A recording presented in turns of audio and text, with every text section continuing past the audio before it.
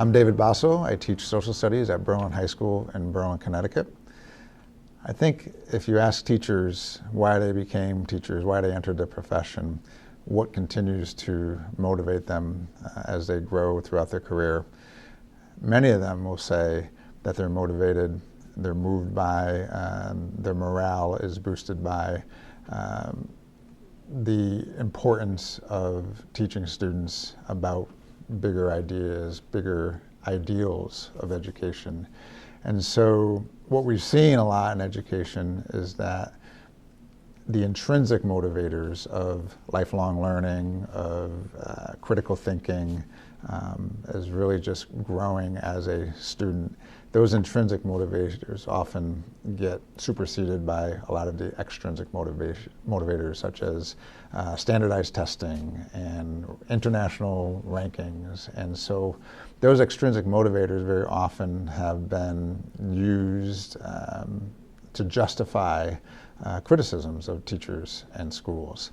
And those criticisms, unfortunately, don't just stay in the media or on social media, but have an impact on teachers' lives and how teachers view themselves and their professional identity.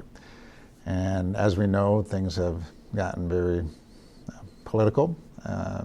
There's been a trend towards polarization, and once again, it's really nothing new, unfortunately, but once again, teachers have been targets of a lot of people's concerns about changes in culture and why aren't we doing more, why can't we keep up with other parts of the world. And this goes back to Sputnik and A Nation at Risk and No Child Left Behind. And we're seeing how this plays out. And there's a trickle-down effect. There's a top-to-bottom effect in terms of how teachers go about trying to put together engaging curriculum, to do what they can to continue to engage students, particularly in light of some of the challenges brought forth by the pandemic.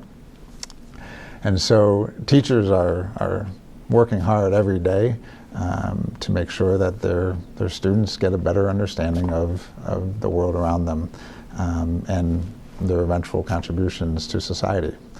And so when those extrinsic forces filter into the classroom, I think teachers sometimes feel somewhat defensive and concerned about what they might be able to teach and what they might be able to, how they might be able to go about teaching the truth about history, about current events.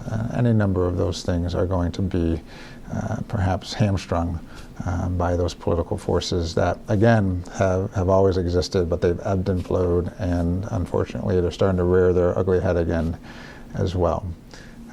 So when those intrinsic motivators become prioritized, when teachers are given a sense of autonomy, when they feel respected, when they feel professional, that's when those important changes in education will really take hold, and teachers will feel valued and continue to make a difference in the lives of so many students.